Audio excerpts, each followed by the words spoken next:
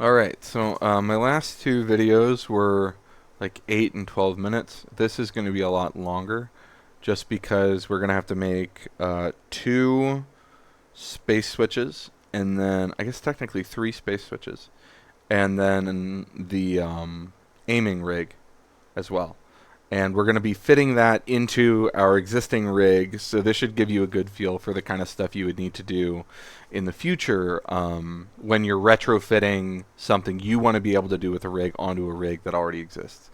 A lot of rigs are set up in a lot of different ways, but for the most part, the basic principles are going to remain mostly the same. So first thing first is we have to be able to view the props. So we are going to turn on our weapon visibility. And we're going to grab this bow control and we're going to rotate it up. And just position it in her hand in a way that makes sense. The way ideally that we or our animators are going to want her to hold it anyway. So I like to just kind of line it up with the line of her knuckles. And then we can even open her fingers and just have her kind of hold on to it in a way we think we would like. It doesn't have to be perfect right now because, of course, when we're actually animating it, it's going to make a lot more sense, but I like that. Cool. So that's a good position for the bow, I think. I think I'm going to rotate it slightly in her hand so that it's not touching her arm. And I like that position. So now I'm going to spawn my first locator for the bow. In fact, I'll make two.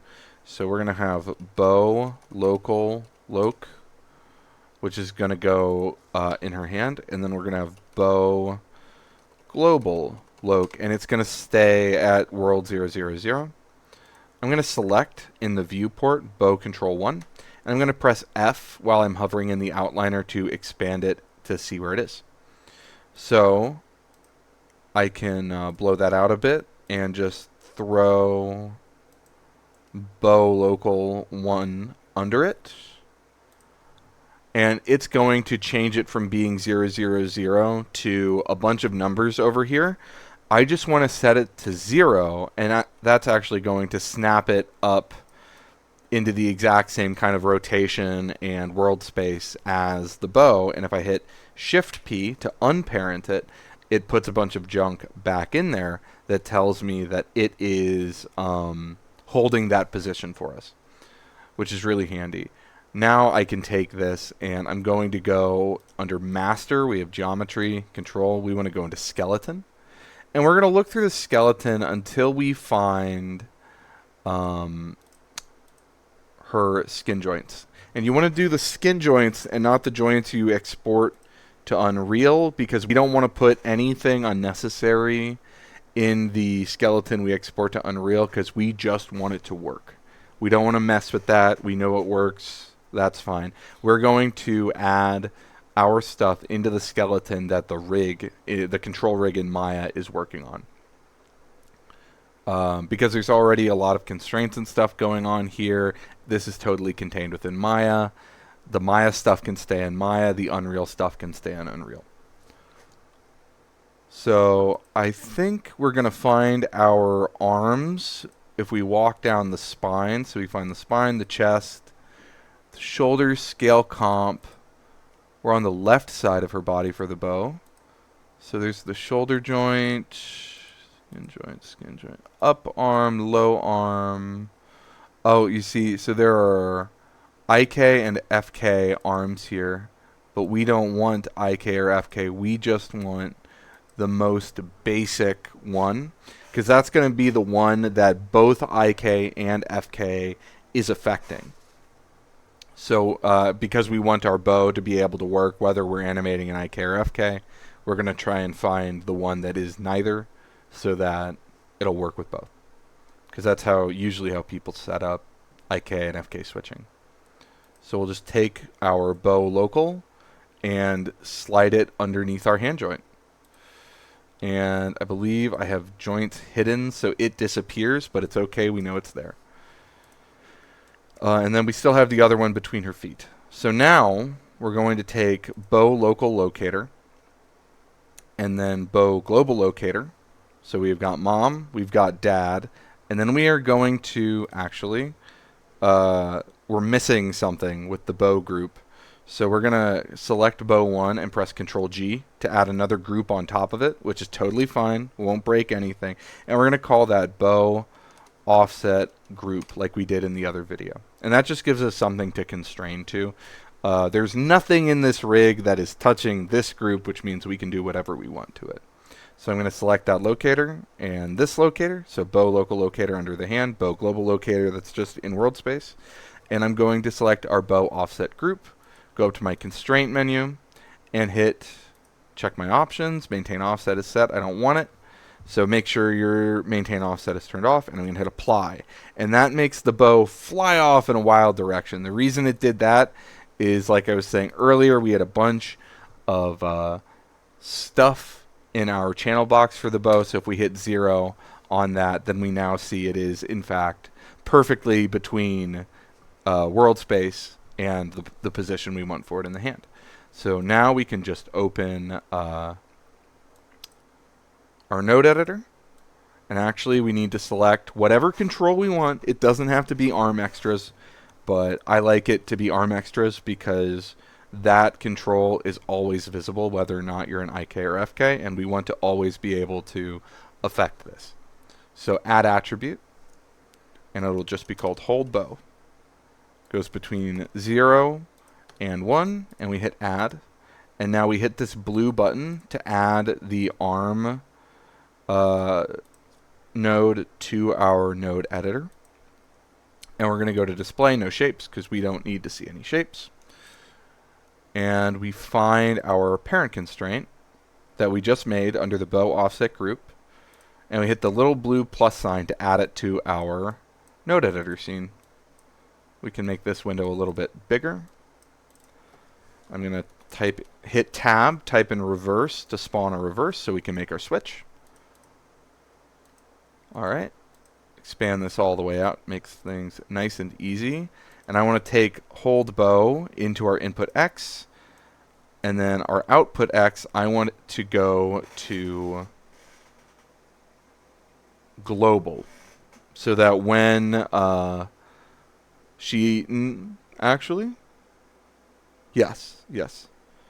So that when she isn't holding the bow, it goes to the space at 000, and then when we set it to 1, it is going to be held in her hand. So we're just going to call this bow space switch reverse, so we know what it is, because we're going to make a lot of reverses today, and if we need to troubleshoot one of them and it's just reverse 23 is in trouble, we will never find it.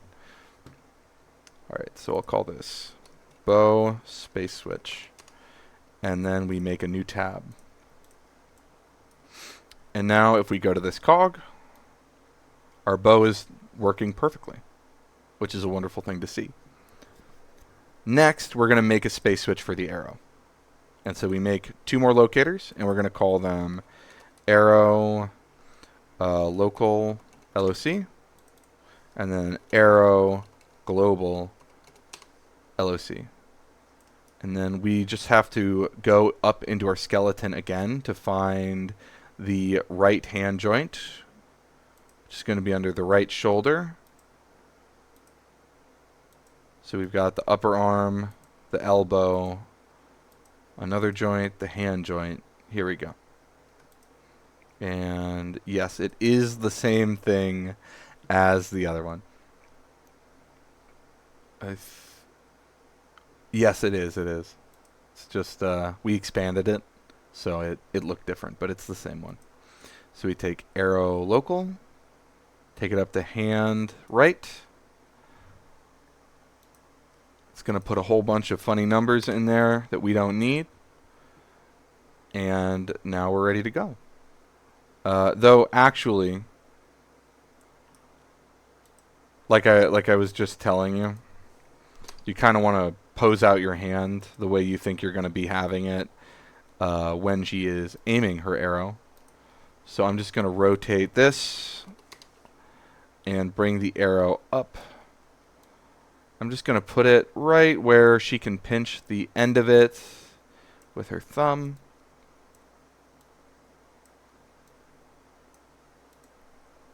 I like that. And then we will press P.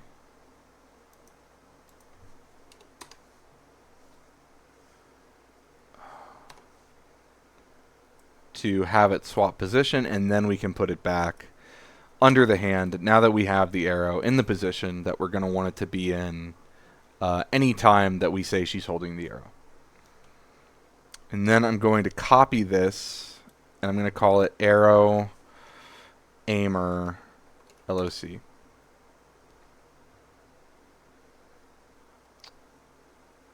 And then we can select arrow local LOC, arrow global LOC, and then actually we're going to have to do the same thing with the groups that we did with the other one. So Control G, and we'll say that this is arrow offset GRP. And there's our arrow control. This arrow actually has two controls. One is invisible, but that just, even more flexibility. How wonderful. So we can select arrow local, arrow global, and then arrow offset group, and then parent to that. Bam. Our arrow is now off in the middle of nowhere. But if we zero it out, it'll be right where we expected it to be, in between those 2 points. We can open up our node editor again and grab our parent constraint. And we actually need to make our attribute here. So we're going to add our attribute, and this is going to be hold arrow. 0, 1, add. And holding the bowstring is going to be more or less the same, but I'll run through that too before we get to aiming the arrow. Alright, where is this? There's that. Add that in there. And it's just going to be the exact same thing we did earlier. So I'm going to press tab, type in reverse. I'm going to name this arrow space switch reverse. Arrow space switch. And we're going to grab our spaghetti string for our hold arrow toggle. Plug it into the input X, grab the output X of the reverse, and make our global be 0 when it's set to 1 and 1 when it's set to 0. And set our local locator to be active when hold arrow is set to 1. And now you can see our arrows between her feet, and we can just toggle between the two positions. So let's pose out her her torso a bit so that we can get a more probable. I'm going to set her to IK just because it makes doing this faster. Personally, more of an FK person most of the time. Alright, so just a more likely position for her arm to be in, so we can get this right.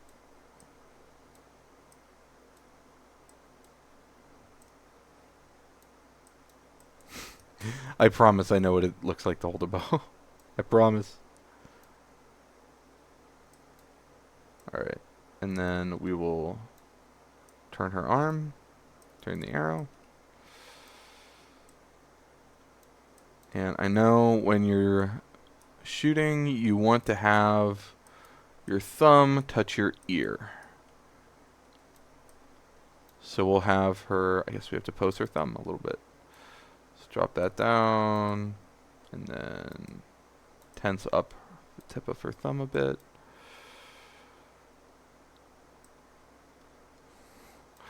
Pull that elbow down. I guess her clavicle would be up and back.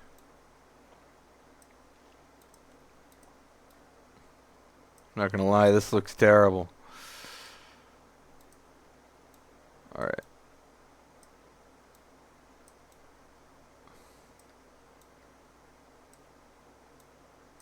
So that's how we're doing it.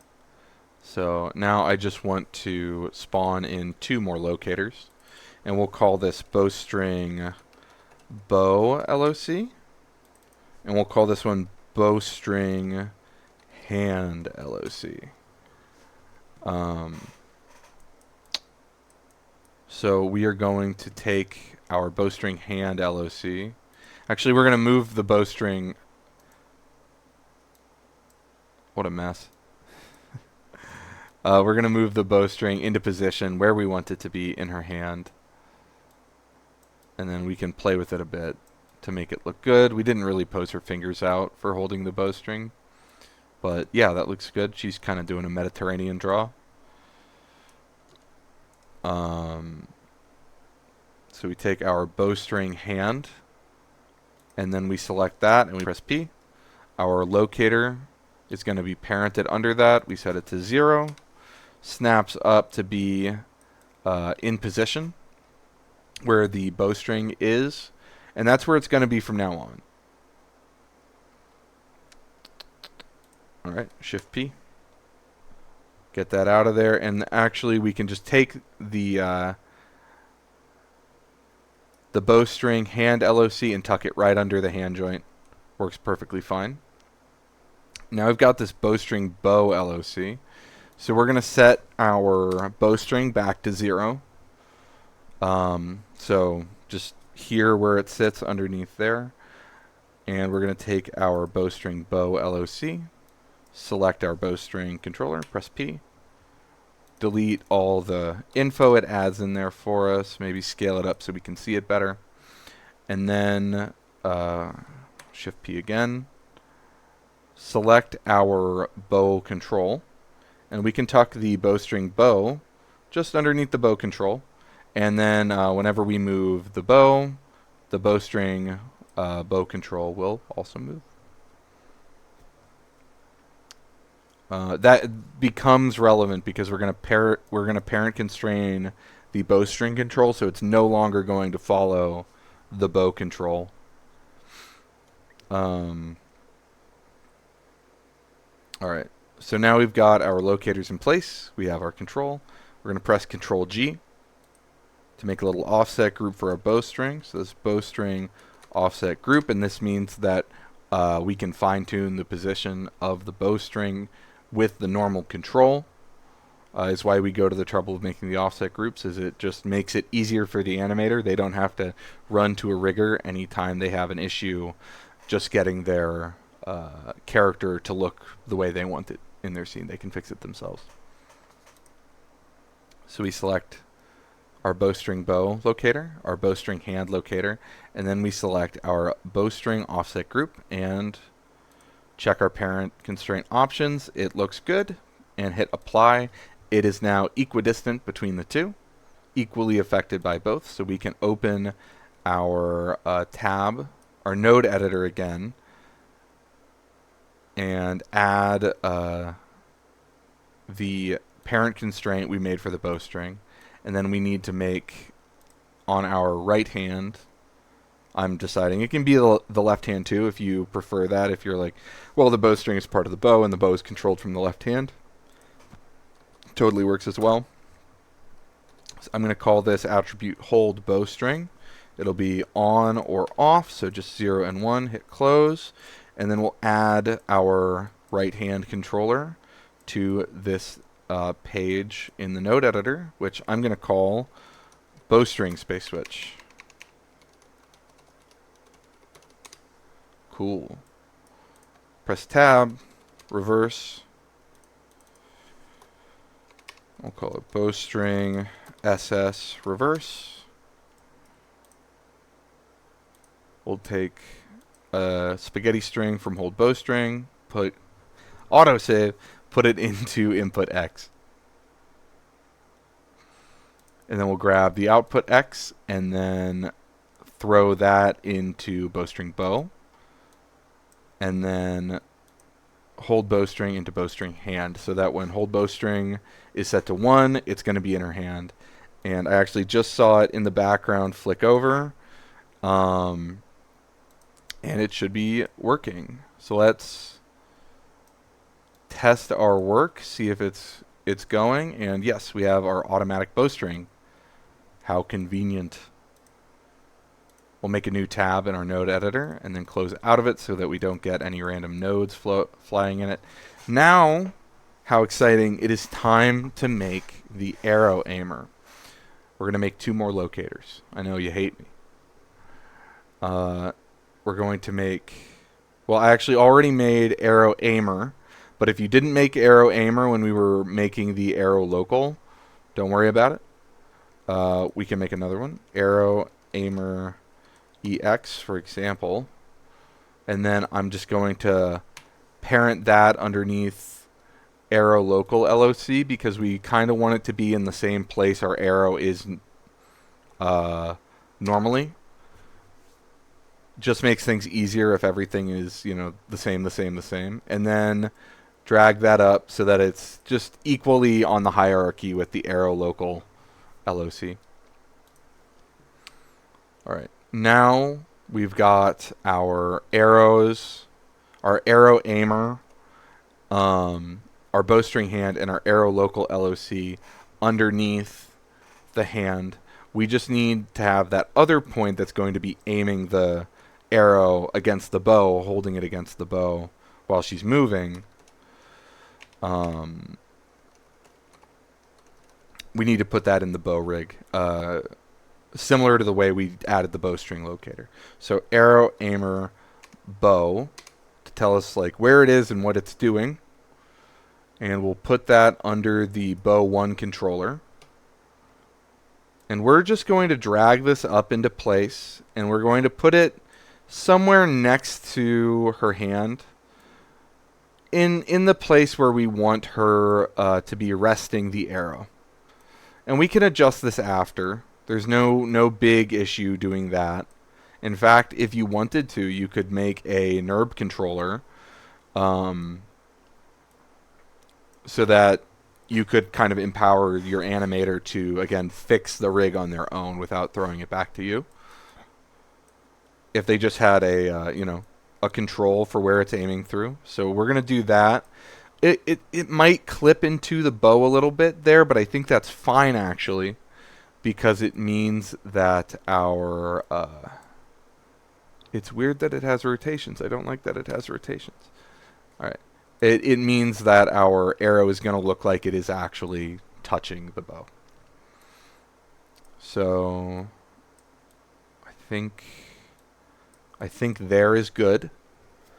And it's part of the bow rig, so if we move her hand, it's just going to move with her hand, right? That is the bowstring bow. I'm going to hide that. As we're making these locators, as you finish with them, you should hide them. Otherwise, you can set keys on them. It becomes kind of a mess. You can delete them accidentally, stuff like that.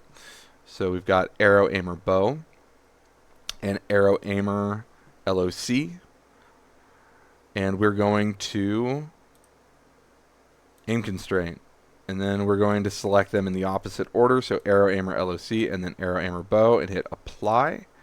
And now they should both be looking at each other. And all we have to do now is orient constraint our arrow LOC to follow the orientation of the arrow aimer.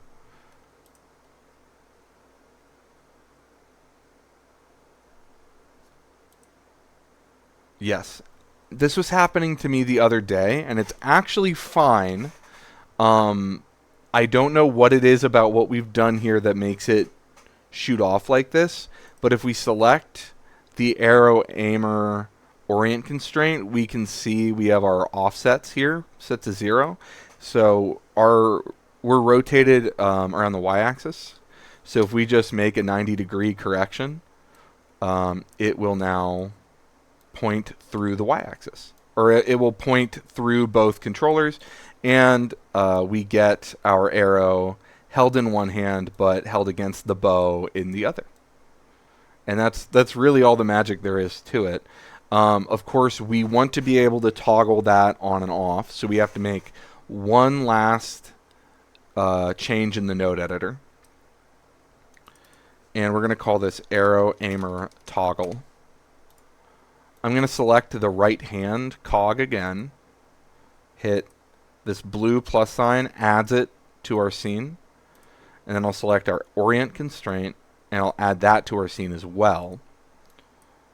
Over here, I'm going to add one last attribute called aim arrow.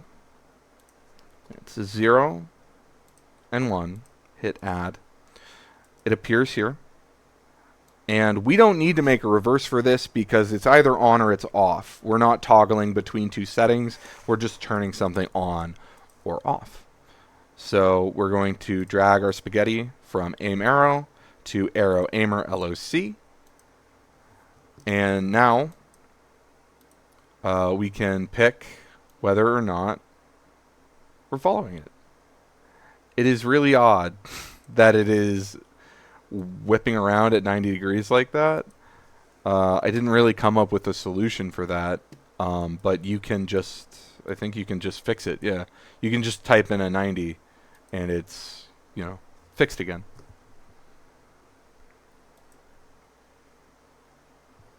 So, really works. And if I set aim arrow on, it does whip around, but we can then just delete the 90 we added, and we're back. I gotta ask some riggers I know why that happens. Alright, but we can see we can even move like up and down, and left and right, and it stays on our bow. We can torture test it and see like if we set it to FK, yes, it does keep following our rig. If we totally destroy her elbow, it still works. If we control it from the other hand, it also works. Super cool.